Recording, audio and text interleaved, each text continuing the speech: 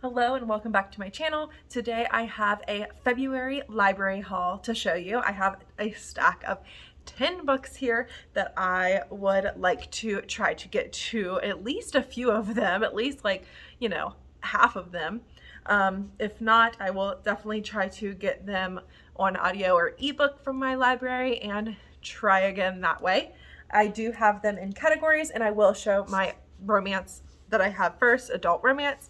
First, I have Only When It's Us by Chloe Liese. I have tried this book before. This is a slow burn author, I have heard, and that is just not for me usually, but I'm just going to give this one more chance because I have seen so much hype and praise about this book series that I really do want to try it again. And it is a series called the Bergman Brothers series, and it does have, Chloe Liese does have good disability rep in it, and like I said, I have heard nothing but good things about these books, so I thought I would just give this book one more try. And then I have Read Between the Lines by Rachel Lacey, and I'm not too sure about what this is about, honestly, but I just saw it and online and just reserved it because it looked good, to be honest. I think I've seen it on Amazon a couple times, suggested to me as well. And it is a female romance. It is by Rachel Lacey, and the tagline up here says, "The next chapter is all up to them. Will it lead to a love story or a closed book?" And they might be like writing together, or I'm not really sure. But I'm excited to try it and see what it's about. Maybe I will look more into what it's about and go from there. Then next is Two Enemies, Two Lovers, newer romances that came out this year, I believe. I think both of these came out this year in January. So first is How to Love Your Neighbor. Sorry, that confused me because it does have hate crossed out. And it is about an interior designer and a real estate agent or something like that. So I'm excited to dive into this one, and as soon as I saw the cover for this, and I definitely added that to one of my most anticipated releases. We love a good enemies to lovers around here, and I'm excited to see where this one goes. Next enemy to lovers that I did show for a minute here is Love at First Spite, and it is by Anna E. Collins. The tagline here says she wanted payback, but instead she found love at first spite. And it says falling in love is the ultimate payback. And living well is the best revenge. Let me see. Welcome to Project Spite House. So they might be working on like maybe B&B together or something like that. Buying a vacant lot. Yeah, I'm really looking forward to this one.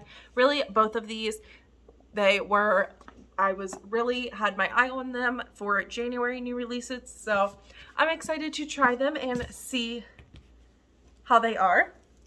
Next, I have 3 YA books. I might even do like a YA reading vlog because I really want to get to all of these, and that will hold me accountable. And I have been in a YA mood lately, just to kind of like cheer me up. Winter lasts absolutely forever in Minnesota, and sometimes you just got to read some lighter YA books to make you happy. And speaking of winter, this book actually takes place in winter, so I will start with this one first. It is You Can Go Your Own Way by Eric Smith, and it takes place during like a blizzard. And it says here, no one ever said love would be easy, but did they mention it would be freezing?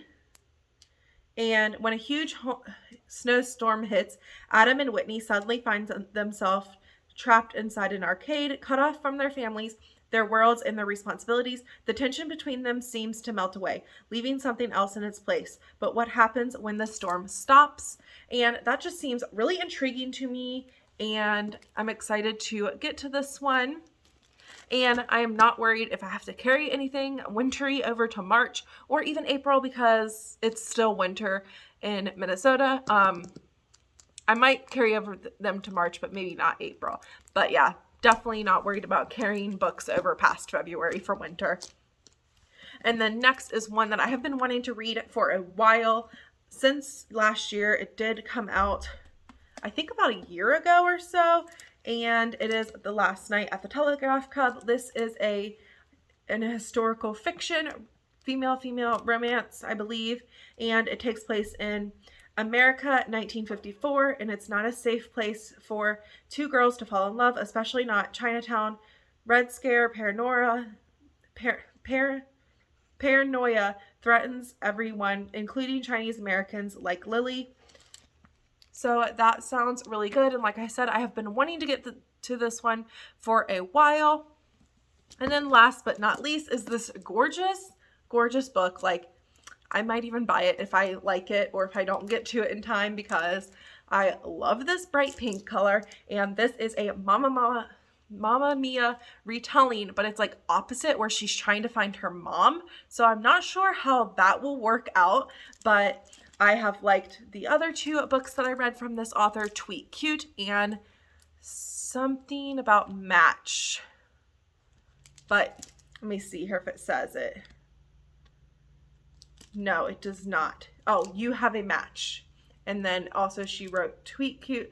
Like I said, I really enjoyed both of them and excited to give this one a try.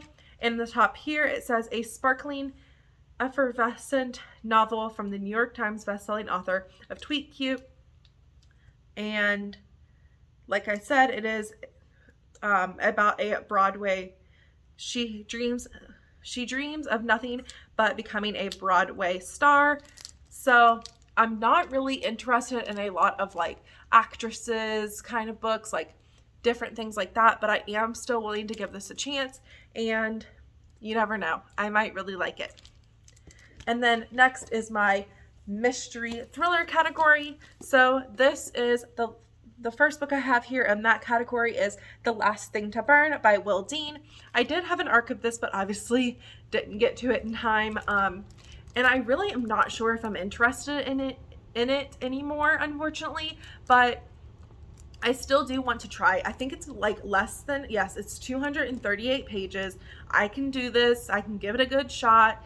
And it does still sound really good. A woman held captive is willing to risk everything to save herself, her unborn child, and her captor's latest victim in this drop-dead gorgeous thriller. So it's basically about her trying to escape, and then another woman comes into the situation, and she, like I said, has an unborn child, and she is not sure what to do. Is she going to try to save everybody? Is she just going to try to save herself and their unborn child?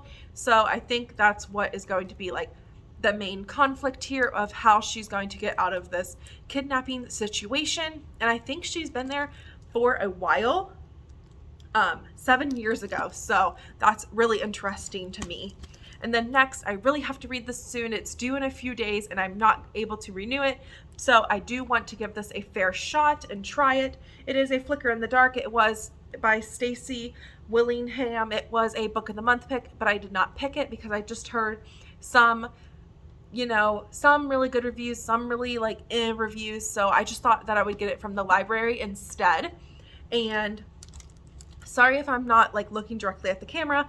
My phone is switched around the opposite way, so I have to remember to look, the actual that way, what I'm used to looking that way. But this is about Chloe, and whenever she was 12, 6 teenage girls went missing in her small Louisiana town, and she found out it was her dad. Now 20 years later, there is some more killings and different things happening, and she is wondering, is she gonna have to discover this killer again? She's not ready. She already did this whenever she was 12 years old, and it does sound really interesting, and I hope that I am on the positive end of the reviews. And then next is Two Girls Down by Louisa Luna, and this was recommended by Beth's All Booked, and it was a book of the month pick whenever it did come out. I'm not even sure when that was, and I honestly don't know too much about it, but I'm heavily influenced by her 5-star reviews. So that is that. It just says, find out why everybody's ravings about Louisa Luna's Two Girls Down and her unforgettable detective Alice Vega. I don't even really like detective stories, but I am willing to give this a shot because sometimes I do. I just have to find that like gem, like the good one. Like sometimes I do like detective stories, but they have to keep me excited and, you know, not too boring. But that is everything from the library that I have checked out yet right now. And like I said, I might try to do some vlogs with these books to keep myself accountable. And let me know what you think I should prioritize, and if you have read any of these, or if you have not read any of these, let me know what you want to see a review for. And thank you so much for watching my channel, and I really appreciate that. Like and subscribe if you like this kind of content, and have a great day or night whenever you're watching. Bye!